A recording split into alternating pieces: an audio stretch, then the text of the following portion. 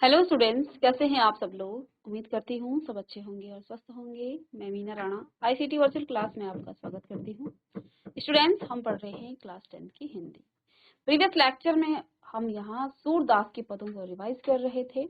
आइए इनको कंटिन्यू करते हैं और इसके कुछ प्रश्न उत्तर भी आज की क्लास में हम करेंगे। तो देखिए, इन पदों को हम एक बार फिर से रिवाइज करते हैं। कुछ पद इसके छूट गए थे, तो चलिए पहले पद में सूरदास जी ने क्या कहा है। सूरदास जी कहते हैं, देखिए ये जो पद हैं ये जो है संवाद चल रहा है गोपियों और उद्धव जो कि श्री कृष्ण के मित्र हैं।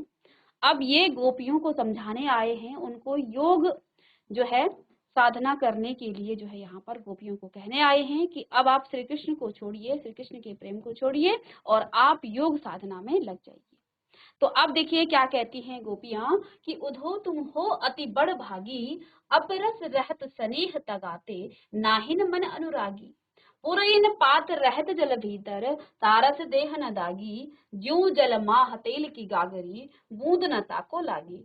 प्रीति नदी में पाँव न बोरियो, दृष्टि न रूप परागी। सूरदास अबला हम भूरी, गुर चाटी ज्यों पागी।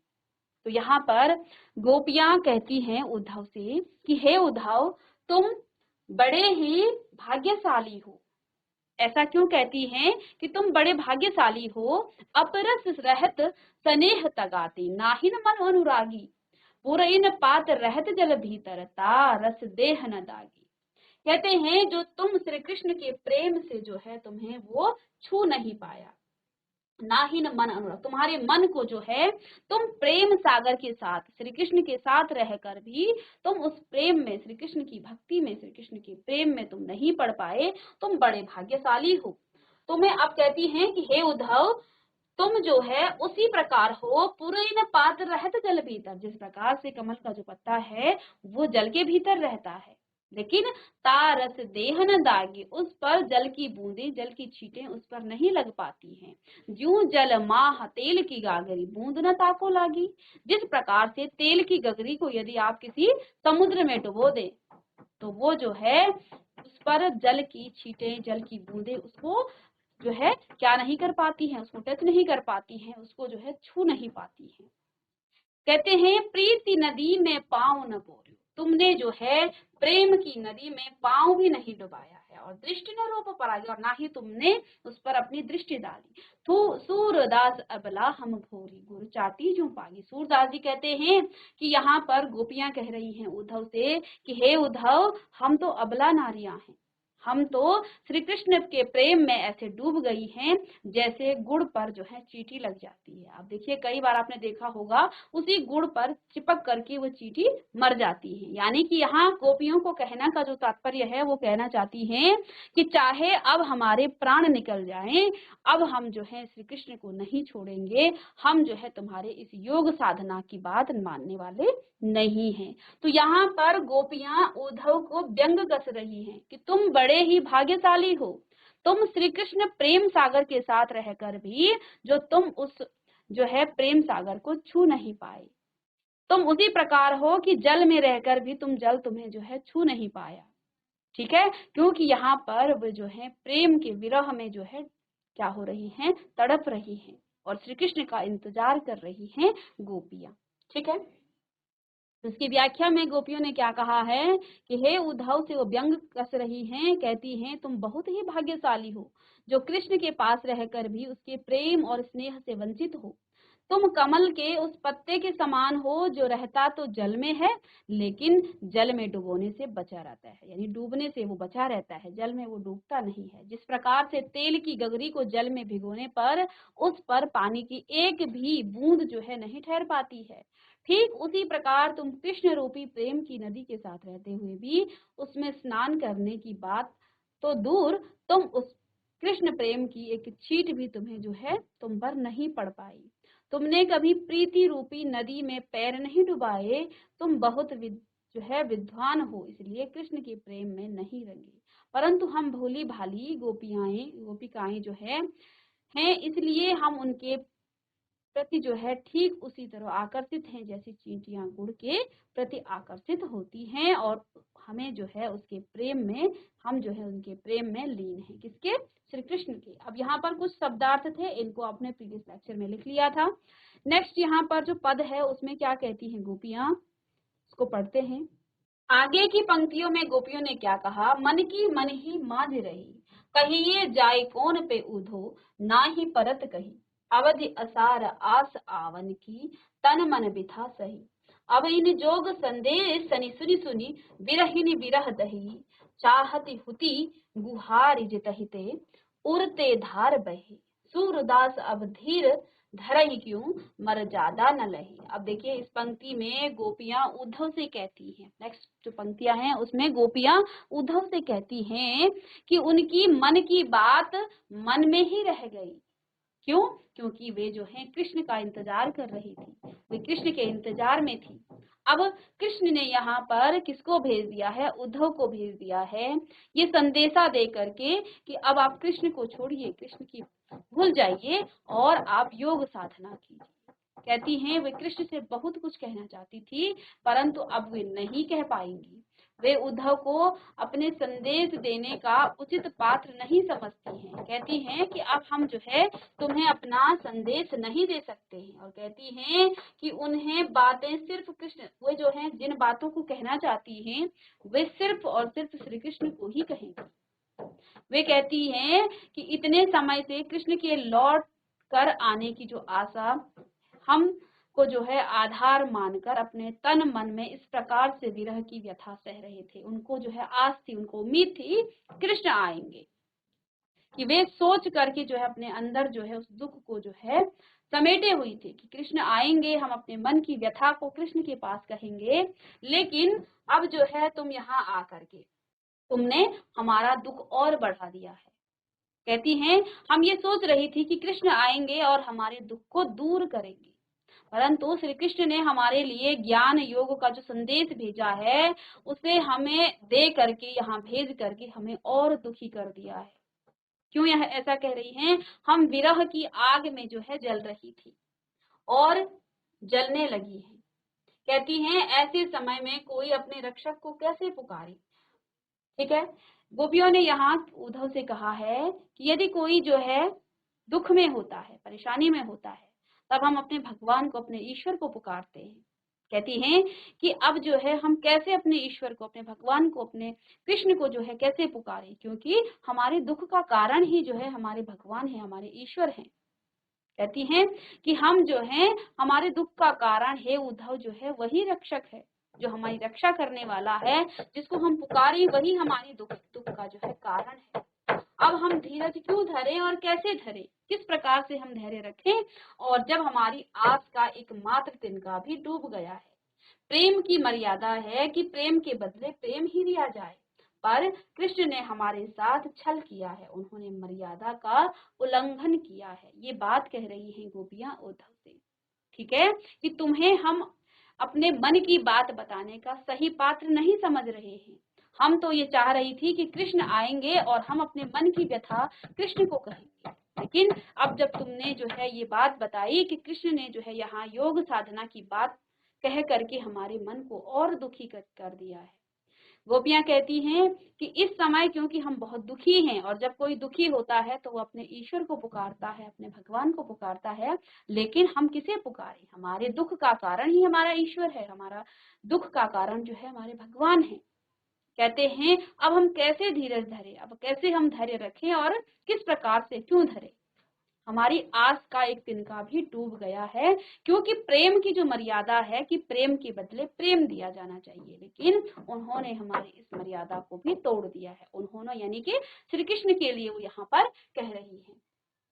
यहाँ इन शब्दार्थ का अर्थ आप जान चुके हैं, प्रीवियस लेक्चर में इनको बताया। आगे देखिए तीसरे पद में क्या कहती हैं गोपियां, हमारे हरिहारिल की लकड़ी मन क्रम वचन नंद नंदन और यह दृढ़ करी पकड़ी, जागत सोवत स्वप्न दिवस निसे कान कान जकरी, सुनत जोग लागत है ऐसो जो करयो ककरी।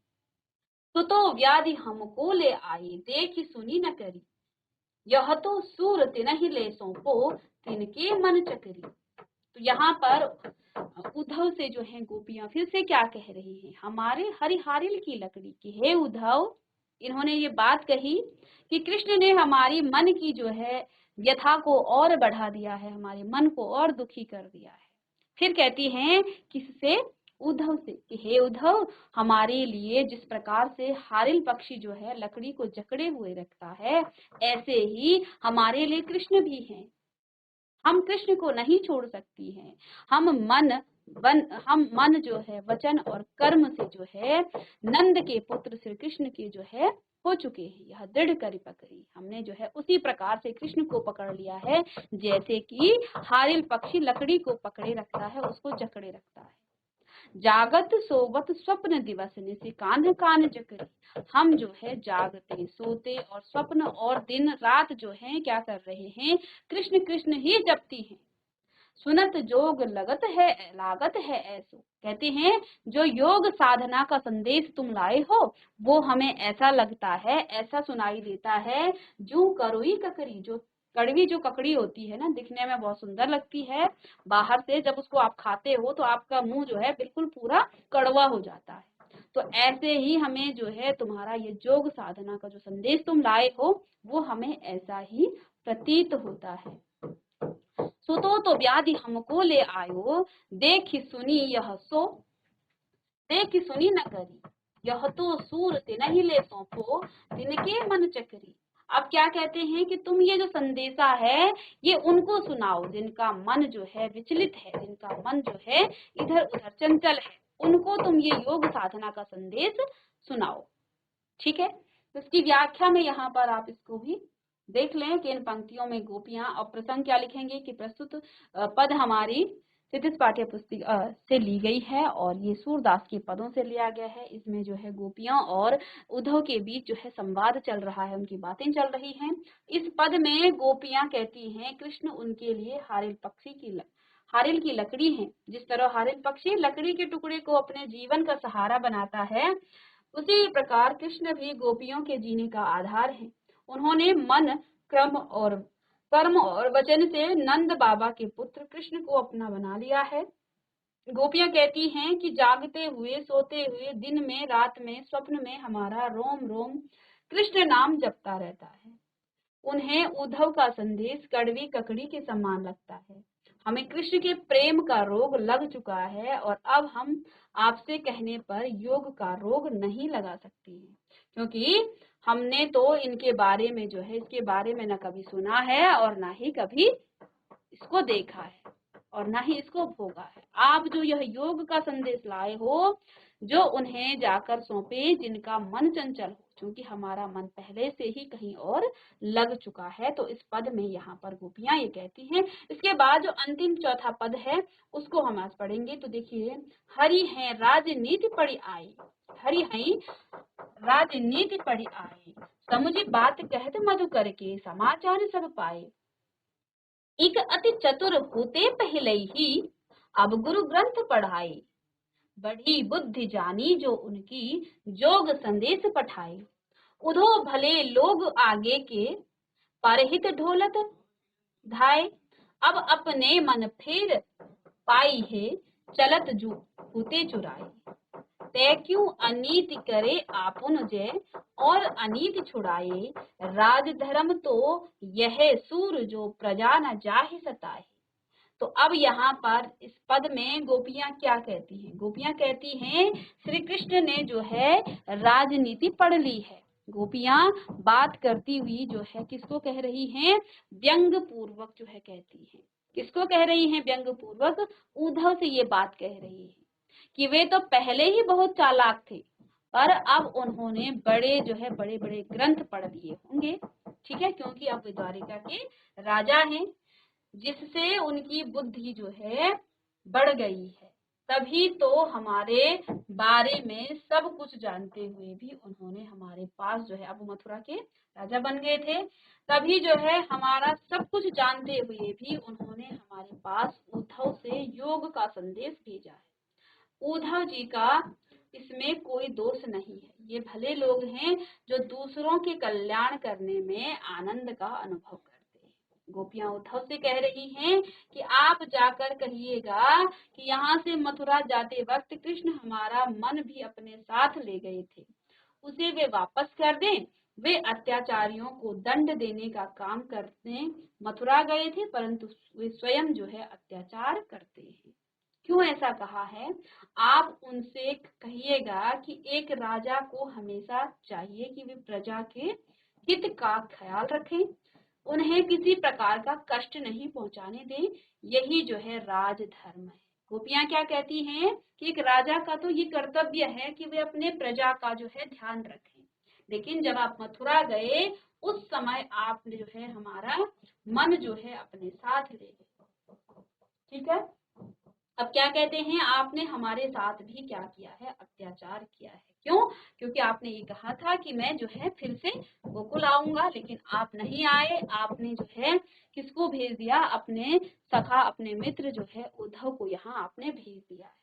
तो यहाँ पर गोपियां कहती हैं कि आपने जो है, एक राजा को ये शोभा नहीं देता है, आप तो हमारे मन को भी अपने साथ ले गए थे, अब आप हमारे मन को वापस कीजिए, तभी जो है हम योग साधना कर पाएंगे।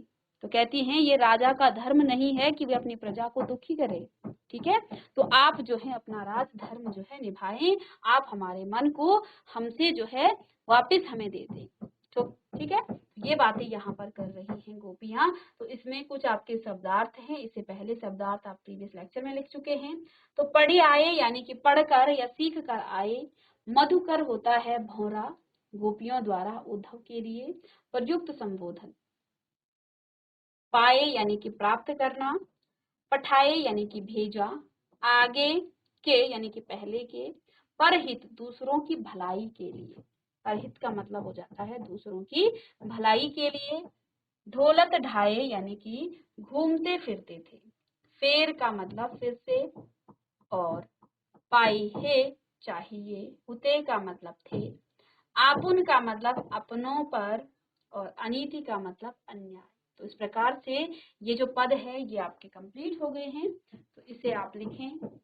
ठीक है, तो ये 4 पदों में सूरदास के जो ये पद हैं ये आप करेंगे। अब इसके प्रश्न उत्तर करेंगे।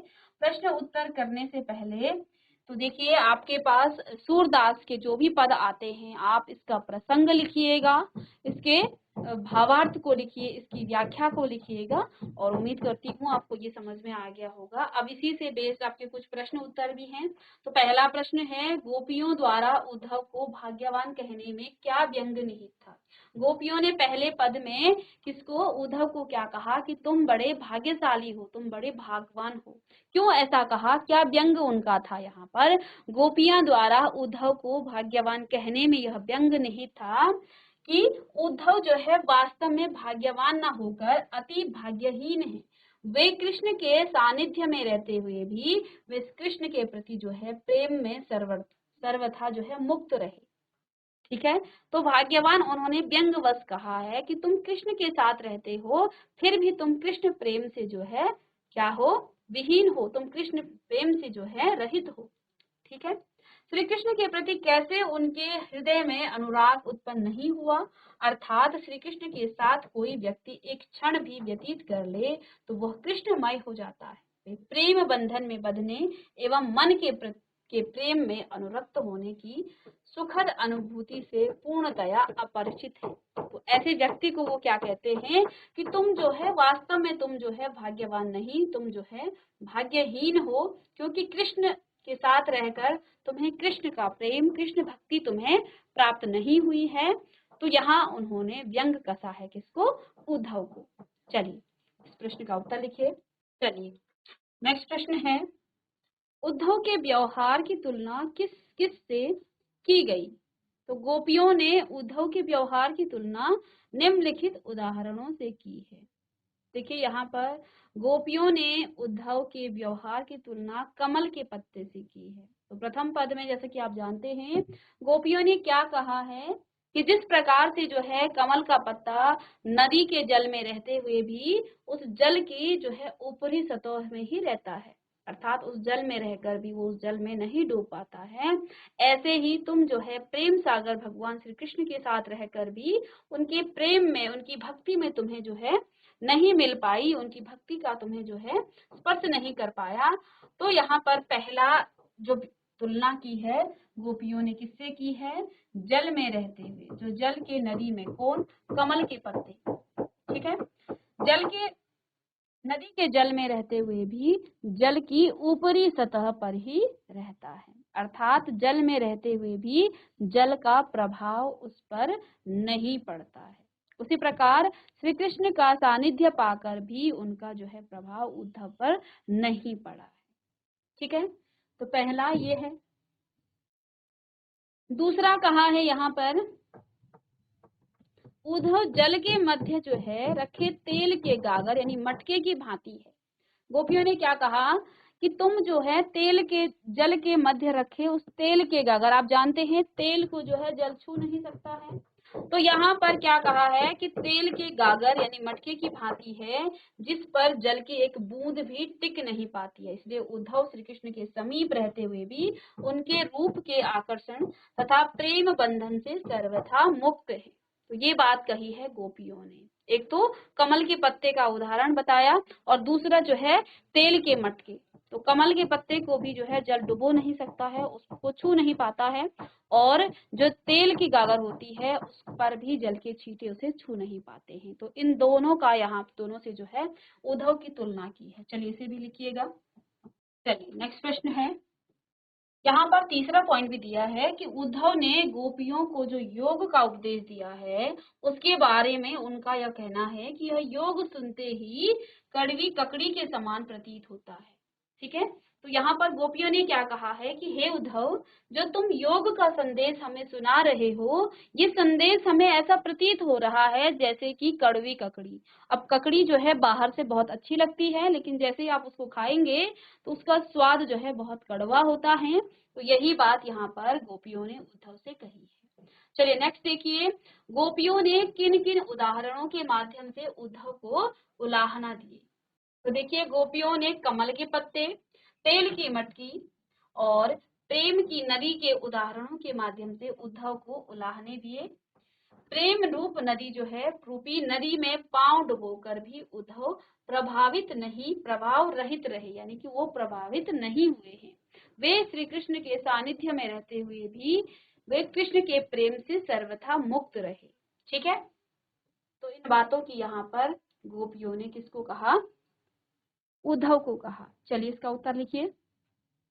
प्रश्न नंबर 4 है, उद्धव द्वारा दिए गए योग के संदेश ने गोपियों की विरागनी में घी का काम कैसे किया है।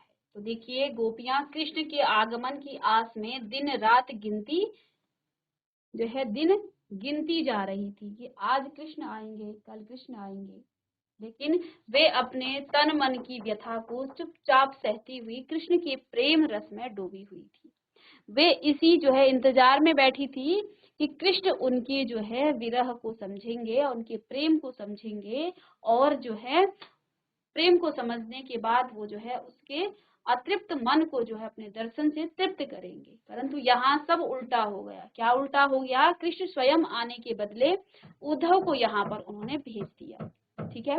कृष्ण को तो उनकी जो है पीड़ा का ज्ञान है, ठीक है, परंतु यहाँ पर उल्टा होता है। कृष्ण को ना तो उनकी पीड़ा का ज्ञान है और ना ही उनके विरह के दुख का।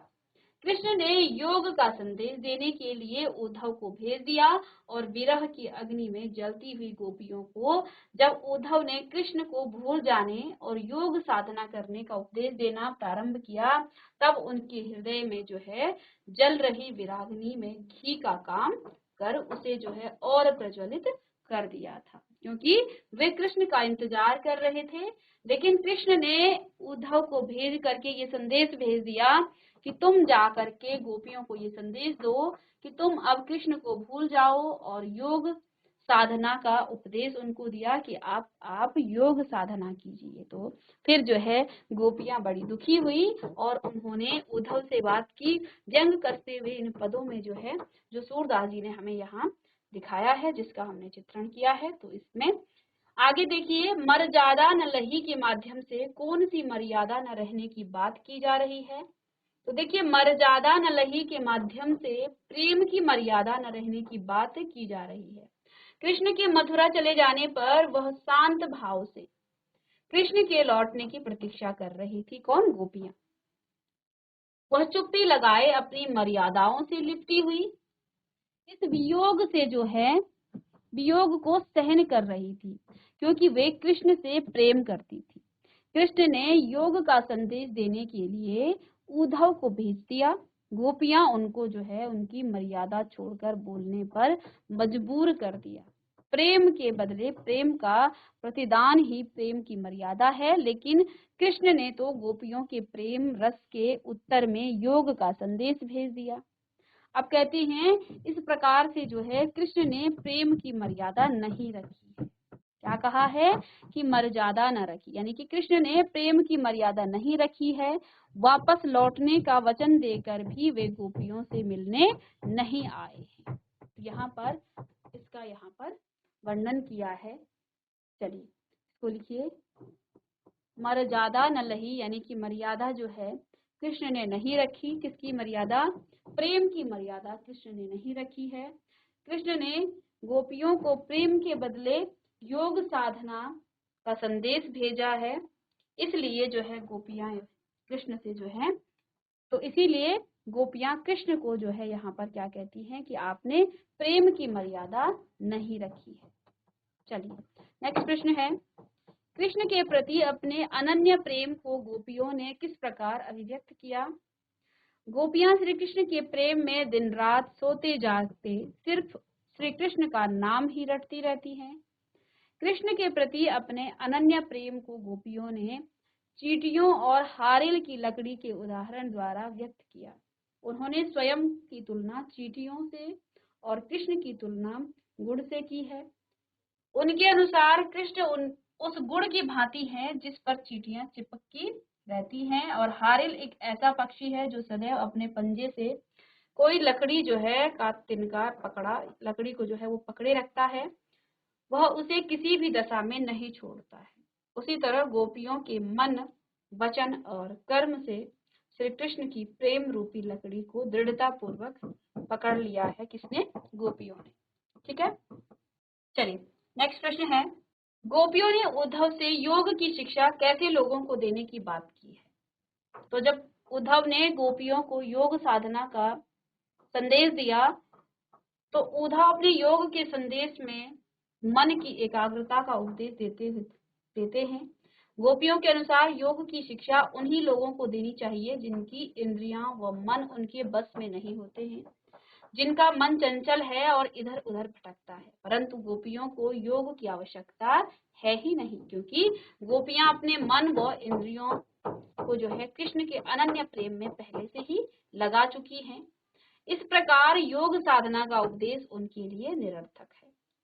ठीक है, और लास्ट प्रश्न है, प्रस्तुत पदों के आधार पर गोपियों का योग साधना के प्रति दृष्टिकोण स्पष्ट करें। तो प्रस्तुत पदों के आधार पर स्पष्ट है कि गोपियां योग साधना को नीरस, व्यर्थ और अवांछित मानती हैं। गोपियों के दृष्टि में जो है योग उस कड़वी ककड़ी के समान है जिसे निगलना बड़ा ही मुश्किल है। सूरदास जी गोपियों के माध्यम से आगे कहते हैं कि उनके विचार में योग एक ऐसा रोग है जिसे उन्होंने न पहले कभी देखा और न सुना है। गोपियों के अनुसार योग की शिक्षा उन्हीं लोगों को देनी चाहिए जिनकी इंद्रियां व मन जो है उनके बस में नहीं होता है, जिनका मन चंचल होता है और इधर उधर भटकता है। परंतु गोपियों को योग की आवश्यकता है ही नहीं, क्योंकि गोपियां अपने मन व इंद्रियों को कृष्ण के अनन्य प्रेम में पहले से ही एकाग्र कर चुकी हैं। अर्थात गोपियों का कहने का मतलब ये था कि योग साधना का जो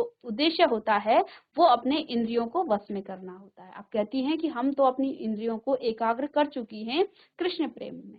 तो इस प्रकार से सूरदास के ये पद और साथ में इनके प्रश्न उत्तर भी हमने किए हैं। मिलते हैं नए चैप्टर के साथ, किसी नए जो आपके पास जो भी पद होंगे या कोई चैप्टर होगा और उसके प्रश्न उत्तरों के साथ। तब तक के लिए thank you and have a nice day.